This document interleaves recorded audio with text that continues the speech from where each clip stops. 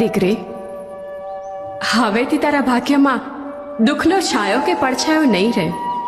તારું જીવન સુખ, શાંતિ અને સમૃદ્ધિથી હર્યુંભર્યું હશે.